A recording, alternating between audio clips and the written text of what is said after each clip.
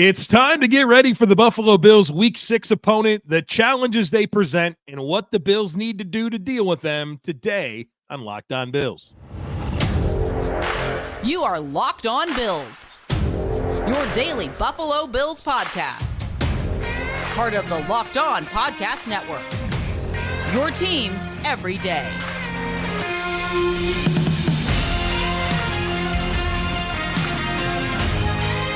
What's up, Bills Mafia? It's Joe Marino, author of Go Bills and Buffalo's Run, also the co-host of the Locked On NFL Scouting Podcast, and I'm your host of Locked On Bills. Want to thank you for making Locked On Bills your first listen every day, and a big welcome and shout out to our everydayers. You know who you are. Those of you who never miss a single episode, I appreciate y'all being here very, very much. I'd also like to invite you to subscribe or follow for free on YouTube or wherever you listen to podcasts. We're part of the Locked On Podcast Network, your team every day.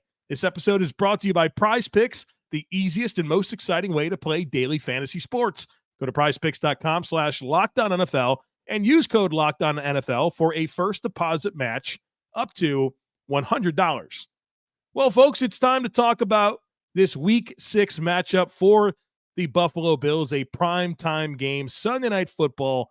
Let's break it down like we do in our weekly primers, if you want to call it, plotting the path for a Bills win. The bottom line here is we're getting into the weeds with the Bills' upcoming opponent, and the Bills are back in North America in Week 6 for a home game against the New York Giants. The game will be played on Sunday, October 15th at 8:20 p.m. Eastern Time at Highmark Stadium in Orchard Park, New York. The game will be broadcasted on NBC. Mike Tirico is on the play-by-play. Chris Collinsworth is the game analyst, and Melissa Stark is the sideline reporter. I know folks have a lot of different opinions about Chris Collinsworth. I don't really care that much about game analysts or play-by-play people. I think that NBC gives you the best broadcast presentation of a football game when it comes to angles, camera angles, and replays. I think nobody does it better than NBC. So if you can put your issues with Collinsworth aside, I think you will enjoy the presentation of the game. I always do. I enjoy watching Sunday Night Football more than any other broadcast that I see. This is going to be the 15th all-time meeting between the Bills and Giants, and the Bills have a 7-7 all-time record against the Giants. Their last meeting back in 2019, which was a 28-14 Bills win over the Giants. The Bills enter this game 3-2. The Giants are 1-4. This has been their season so far. In Week 1, they lost 40-0 to the Dallas Cowboys. Week 2, they won 31-28 over Arizona. They were actually down by 20 at halftime, and they were down by 21 with 9:34 left in the third quarter. Daniel Jones got some superpowers and led them back. Week 3, they lost 30-12 to the 49ers. Week 4, they lost 24-3 to Seattle. And then last week, they lost 31-16 to the Miami Dolphins, despite winning the turnover battle 3-0. And those were the first 3 turnovers they forced all season long. So 0 turnovers in the first 4 games. And then in week 5, they get 3, but lose 31-16. Head coach of the Giants, Brian Daboll, 48 years old. He's in his second season as the head coach of the Giants. Of course, he was the Bills' offensive coordinator for the previous 4 seasons. The Giants went 9-7-1 in Daboll's first season, got them to the playoffs. They beat the Vikings in the wild card round, and then a 1-4 start in 2023. Daboll's record with the Giants so far is 10-11-1. The quarterback for the Giants is, we'll see. It's either going to be Daniel Jones, who's their preferred starter. They just signed him to a $40 million a year contract, but he has a neck injury. He did not practice on Tuesday or Wednesday, and so that's obviously something to monitor, because if he doesn't practice all week, will they play him? I'm not sure. But their backup quarterback is another familiar name, Tyrod Taylor. And so if it's not Daniel Jones, it'll be Tyrod Taylor. Now, regardless of who goes at quarterback, the Giants' passing game this season has been off to a very, very poor start. And we'll get into more of what the issues are when discussing the personnel, but the offensive line injuries have been massive. I mean, huge. They pretty much have had one or two of their starting offensive linemen available throughout the course of the season, and that obviously makes it hard for an offense to function, not to mention the injury to Saquon Barkley, an ankle sprain that's kept him out for the last few weeks, and he is the engine for that offense, or at least he was last year. And so looking at the Giants' passing offense metrics, they do not tell a good story. The Giants are dead last in the NFL in passing yards per game, despite being 17th in attempts. They're dead last in net yards per pass attempt at 4.5. They've thrown an NFL low 2 touchdown passes this year. The passer rating for the Giants is 73.3, which is somehow not the worst in the NFL. The Jets, Patriots, and Browns are lower, but still very poor. The Giants quarterbacks are getting sacked like crazy. 15.3% of passing plays, the Giants take a sack. That's obviously the highest percentage in the NFL. In fact, number 2 is the Commanders at 13.2%. And we remember what that game looked like against the Bills. The Giants quarterbacks have been sacked a total of 30 times in 5 games. Quarterbacks for the Giants are pressured on 45.2% of dropbacks, which is obviously the highest in the NFL. They throw deep only 5.4% of time, dead last in the NFL. Average depth of target is 6.1, dead last in the NFL. They do run play action 27.4%, which is a pretty good clip, and their screen percentage is very low, 5.5%. And if you think the Bills are bad at screens, how about the Giants? They're only getting 1.9 yards per attempt on screen plays. And so obviously this has been a tough stretch for the Giants.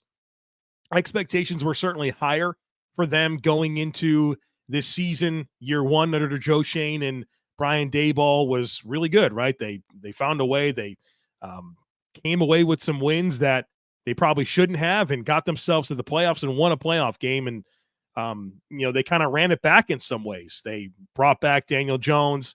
They found a way to get Saquon Barkley back and really kind of kept the nucleus together. But injuries this year have really derailed their opportunity to build upon what was a very promising first season for the Giants. Now, surely they're going to play better football at some point this year. I do think a lot of that's going to be tied to them getting healthy, particularly on the offensive line. But what's really disappointing, we're going to get into all of it, but the defense, right? The defense is the unit that is returning a lot. They added to it, and they've been mostly healthy, and they've been really poor on that side of the football as well. And sometimes, you need to be able to play complementary football, feed off of each other, right? Playing bad offense doesn't help your defense, right? Just like playing bad defense doesn't help your offense. And so there's a lot of layers to this, but you can gather from the conversation that we had on yesterday's podcast, Crossover Thursday, with Patricia Traina, the host of Locked On Giants, that things are rough. Things are rough for the Giants right now, but obviously that this team is going to want to back their head coach, Brian Daboll, who's coming back to Buffalo, a homecoming. So whether it's, the fact that he was the Bills offensive coordinator for 4 years, but, he's local to the area, and he's going to want to go out there and play well, and I'm sure his team's going to rally behind him. I do think that there is something to there being some tension kind of late in the tenure in Buffalo between Sean McDermott and Brian Daboll. And so, I think these are two prideful men that aren't going to want to lose. And so we'll see what the Giants have up their sleeves, and we'll get obviously more into the specifics here in just a moment, but I just want to set the tone here on what this football team's been going through and some of the dynamics. Obviously, we're going to expand on that in just a moment, but first need to tell you about Jace Medical. Everyone should be empowered to care for themselves and their loved ones during the unexpected, and that's why Jace Medical offers the Jace Case. The Jace Case provides 5 life-saving antibiotics for emergency use and gives you a peace of mind so that you're not just hoping that you have access to medication in an emergency. Jace Medical makes sure that you have the medication in hand. Jace Medical is simple. They handle everything from the online evaluation to licensed pharmacy, medication delivery, and ongoing consultation and care. So don't get caught unprepared. Get $20 off these life-saving antibiotics today from Jace Medical by using our code LOCKEDON at checkout on jacemedical.com. That's JASE medical.com. All right, folks, the offensive coordinator for the Giants is Mike Kafka. And I know that Brian Daboll is offensive-minded, but he is not the play caller. Mike Kafka is the play caller for this offense. He's 36 years old, second season as the Giants offensive coordinator and as an NFL offensive coordinator. He was the Chiefs quarterbacks coach from 2018 through 2021, and then he got the chance to come to the Giants. Last year, under Kafka and Daboll, the Giants were 18th in yards and 15th in scoring. This year, not so much. They're scoring 12.4 points per game. That is 31st in the NFL. We already talked about their passing game metrics and how that's going. They're not running the football well either. 3.7 yards per rush. That's 29th. They only they get a turnover on 15.1% of their drives, 7th worst in the NFL. They commit a turnover. They score only 22.6% of drives, which is 31st in the league. Situationally, they convert on third down 35.6% of the time. That's 26th. And they score red zone in the touchdown 45.5% of the time, which is 24th. So however you want to do this, situational football, throwing the football, running the football, turning it over, scoring, it's not good for the Giants. Let's talk about their personnel. At wide receiver, a very strange group. A lot of redundancy here when it comes to skill sets, which is a little bit like some of the criticisms that we had for the makeup of the Bills wide receivers for a few years there. I guess their number one receiver, at least in terms of targets for wide receivers, is Paris Campbell. More of a slot player, a lot of speed, yards after catch, but not a very detailed player. In a lot of ways, he's just like Isaiah McKinney.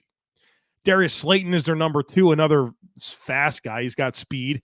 He's third on the team in targets. Wan'Dale Robinson, another small jitterbug slot, gadgety type player. I mean, he plays big, but he's small. Another Isaiah McKinney type player. They have Isaiah Hodgins, who has done virtually nothing for them this year.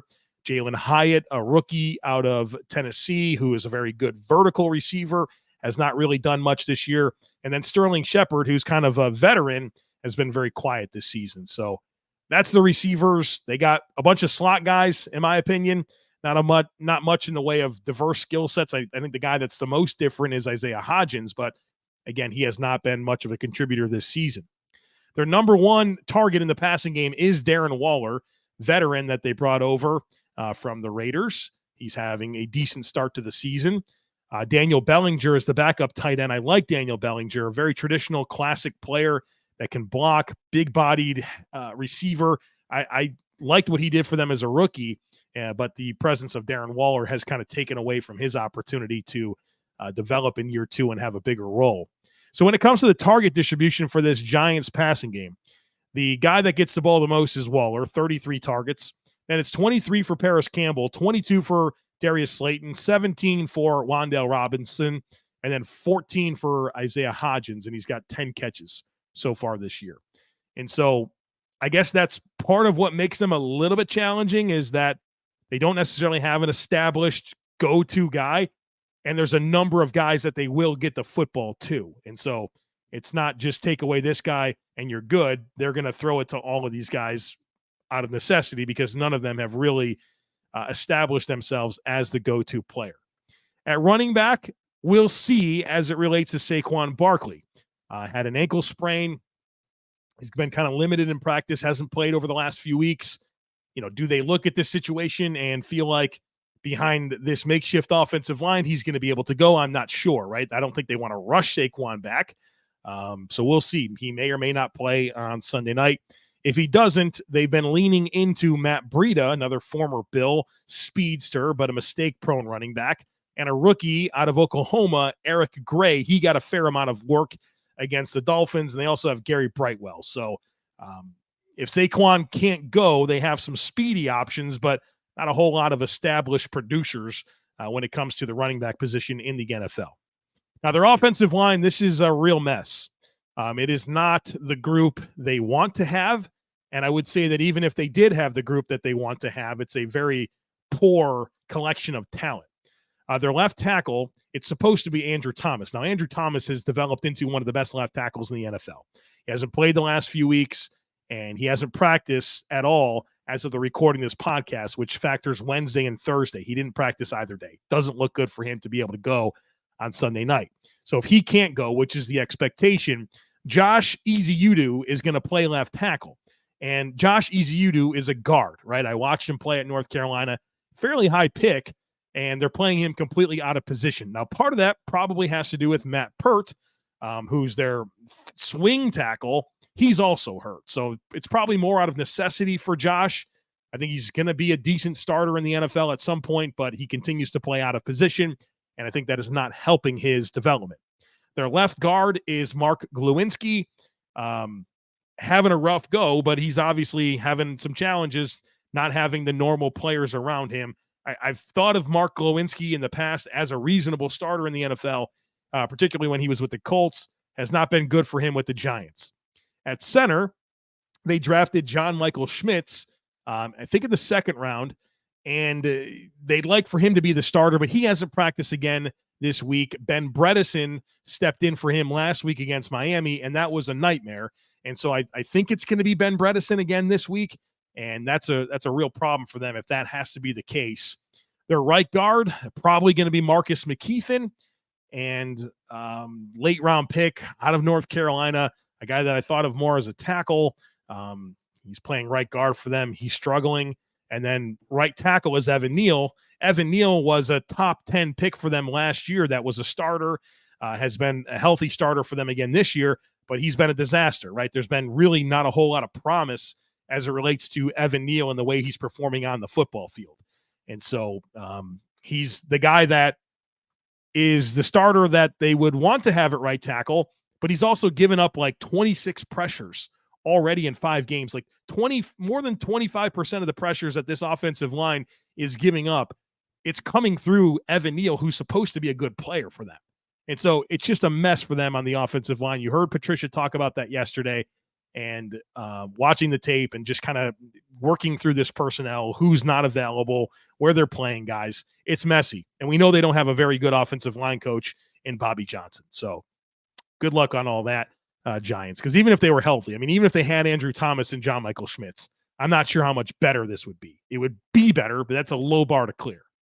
So what are the keys for the Bills' defense against this Giants offense? Well, number one is destroy this offensive line. Everybody else has. You better do it as well. Don't be the team that suddenly gives this offensive line some confidence. And this is a great opportunity for Von Miller. I mean, he should take Evan Neal to school. AJ Epinesa should show up in a big way. Ed Oliver, you're working in your defensive tackles now that you don't have Daquan Jones. Poona Ford's going to get some run. It's a good opportunity for these guys to really be aggressive and get some confidence here as this team moves forward without Daquan Jones. So number one, you got to destroy this offensive line. Number two is be ready for weird stuff. This is a desperate Giants team that I'm sure doesn't want to get blown out again on a national stage. They've already done that once this year. There's Brian Daboll's homecoming. They're going to do weird stuff. I'd be ready for flea flickers. I'd be ready for double reverses. I'd be ready for double passes. All the weird trick plays. We've even seen Brian Daboll do this in high leverage games for the Bills when he was the offensive coordinator, where he breaks out some of those trick plays. I'd be ready for surprise onside kicks, surprise punts, all the fakes, right? All the weird stuff. When you're outmatched in a football game and you need other things, you need to introduce some variance, you need to roll the dice. That's the stuff you do.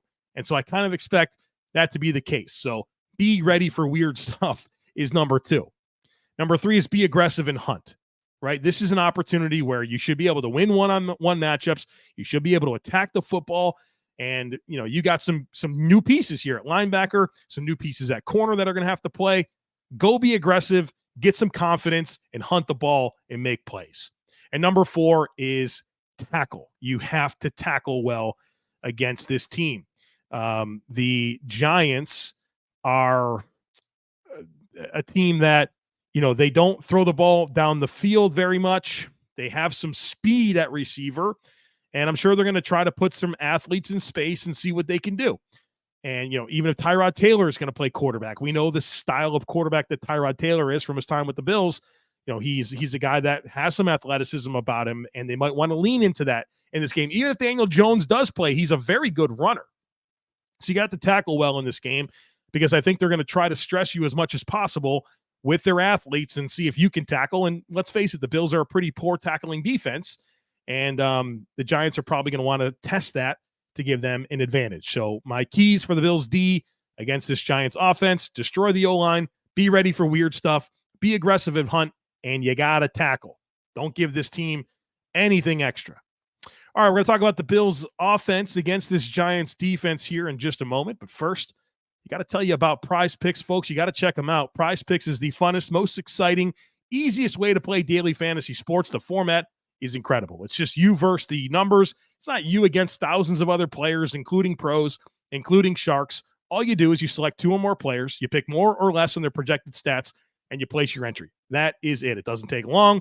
Picks can be made in under a minute, and the withdrawals are super, super quick when you win. I love watching sports, and this is a great time for sports. We got the NFL. NHL is back in season, right? Go Sabres. MLB playoffs. NBA season's getting ready to start. College football. And so I love watching sports. Love it even more when I have a PrizePicks entry going into the games.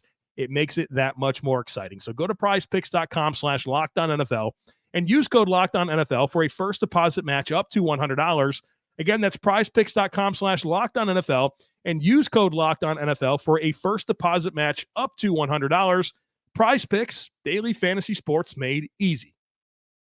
All right, folks, let's get into this Giants defense against the Bills offense. But before we do, I would love to take a second here to invite you to join the Locked On Bills subtext community, something we started around the draft, and it has really grown, and it has been really, really fun. What it is one-on-one text messaging conversations with me. So you can text me anytime you want, talk Bills football, ask questions. I've enjoyed really sharing more of myself with people that are looking for more engagement.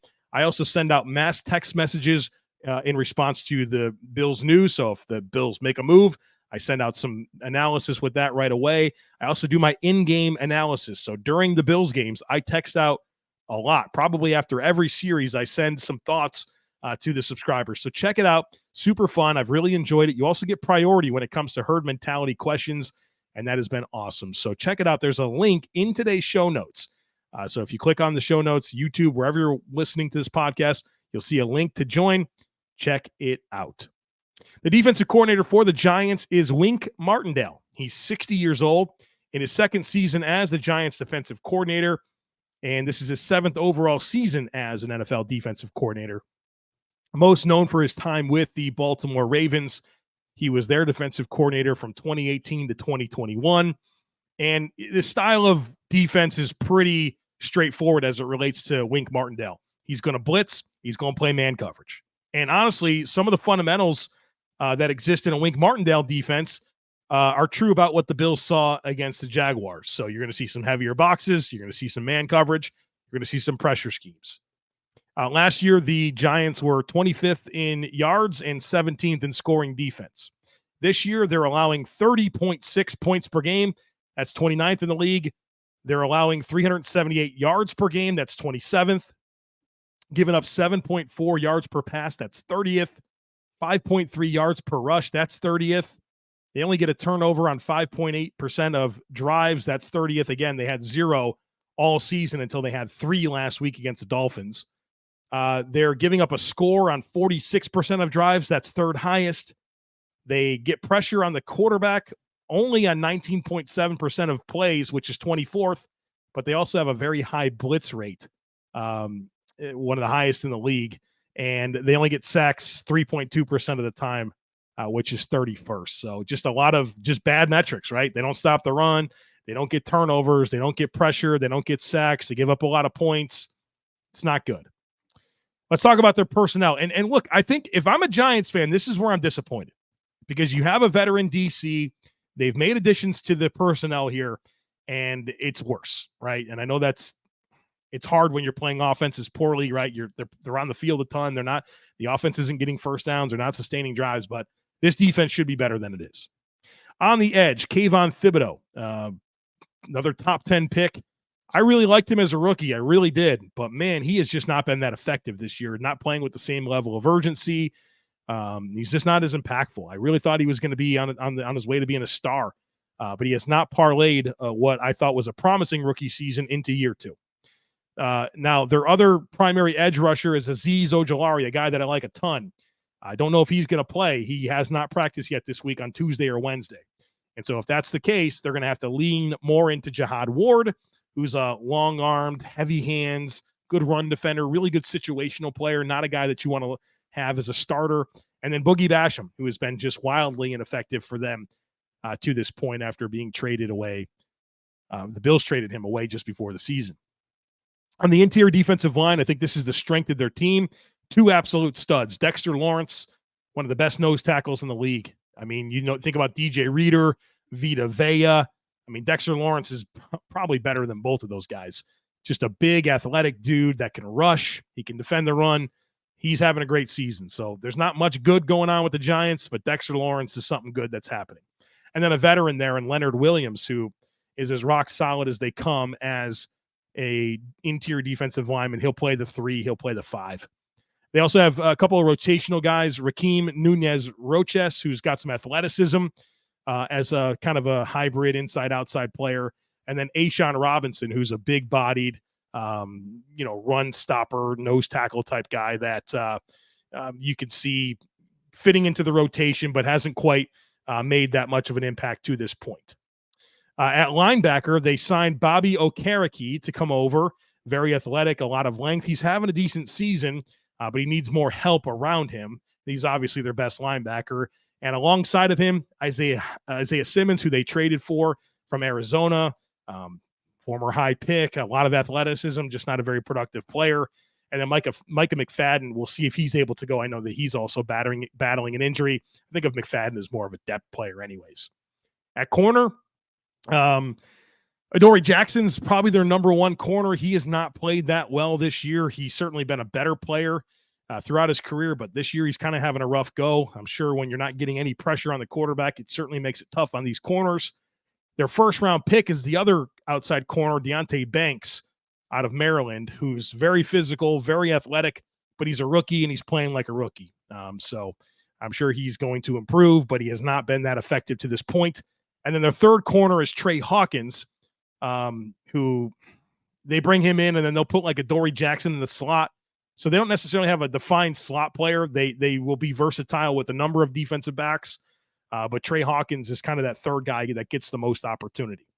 At safety, Xavier McKinney, a guy that I really like a ton, versatile, can play in the box, can play deep, can play some man coverage. I like him. He's one of their best players. And then Jason Pinnock, who had the big pick 6 last week against the Dolphins, but I think he's probably a replacement level starter in the NFL. So they got some guys here, but they're not playing well together, and I don't think they have enough, to be honest with you. So what are my keys for the Bills' offense against this defense? First of all, be ready for the blitz. They blitz 41% of the time. So that's a lot. That's third highest in the NFL. So they're going to challenge your pressure schemes. And so Josh Allen needs to be aware of that. He needs to know where to go with the football to replace the blitz with the ball and have some hot routes and just be ready for some overload pressures. Number 2 is yards after catch. The Giants' tackling is just as bad as the Bills. They actually have the same exact amount of missed tackles as the Bills. And they've given up a huge amount of yards after catch. 62.8% of the passing yards that the Giants have given up this year have come after the catch. That's the highest in the league pretty comfortably. So take advantage of that. Get your guys some chances in space. Get the ball out of Josh's hands quick and give guys a chance to turn it around with the football. You should be able to get some yards after catch in this game. And that was completely non-existent against Jacksonville after it was very strong the previous week against Miami. So get back on track there. And then number 3 is just be aggressive. Be aggressive, score points, get a lead, make them one-dimensional. That's the thing here. You get a situation here where you can get a lead and force the Giants into, passing situations. That's going to be tough for them with their offensive line, their lack of weapons, whoever's playing quarterback. That's what you got to do in a game like this. So if it's 4th and 3 from your own 35, go for it, right? Like, be willing to be aggressive in this game. Take some shots because you want to bury this team. You don't want to give them any real opportunity to think that they can hang and stick around and steal a win. So put them away and don't let them hang around. And then when it comes to special teams here, so those are my 3 keys. Be ready for the blitz, yards after catch, and be aggressive. Special teams, their kicker, Graham Gano, excellent NFL kicker, really good from distance. He's an 87% kicker for his career. He's a veteran. Their punter is Jamie Galan, 7th in the NFL in EPA per punt so far this season. Yeah, I thought he was just okay. There's a lot of hype for him. He came over as a Swedish hammer, and then he goes to Cleveland, and I thought he was like really kind of just average to below average. And then he came to the Giants last year, and I think he's really kind of found himself having a solid season this year. Got a big leg. And then the return guy is Eric Gray. And I'm not sure that he's going to continue to be the return guy because he's been a little shaky, had a big muff a couple of weeks ago. And there's been some talks that Paris Campbell could get some chances in the return game this week. So we'll see what happens there. If it's Eric Gray, I'd definitely be willing to test him. You know, the Bills like to kick the ball short and see if guys will return it. I'd be willing to roll the dice with Eric Gray and the kick return situations. And hopefully you're not punting too much. But if you do, you know, I think that's a manageable situation as well. So there you have it. That's the Giants. Obviously a team that is reeling right now. I'm sure they're going to want to get on track here and, you know, find themselves. You know, it's still early in the season. I don't think that they're going to pack it up or anything like that. I'm sure they're going to come out and compete hard for Daboll in this game. And the Bills need to meet this moment, take care of their business, bounce back, and, you know, start stacking some wins here, because I look at this slate of games coming up, and I've said I want the Bills, and I think the Bills should win 6 of their next 7, if not all 7. And that starts with taking care of business on Sunday Night Football. So there you have it, the Giants. Not our last conversation. We're going to get back again on Saturday morning. You'll get my final thoughts. We'll talk to Dr. Kyle Trimble of Banged Up Bills about injuries, and obviously there's some big stuff to get into there with, you know, Daquan Jones and Matt Milano and what the timetable is there, but also what's going on with Greg Rousseau, what's going on with Dane Jackson, who has not practiced all week with a foot injury. So we'll get the updates there, and of course my 5 predictions for Sunday Night Football. Don't miss it. Make sure that you're subscribed. Would love it if you took a second to rate, review, and share the podcast. Have a great rest of your day. Go Bills, and I look forward to catching up with you again real soon.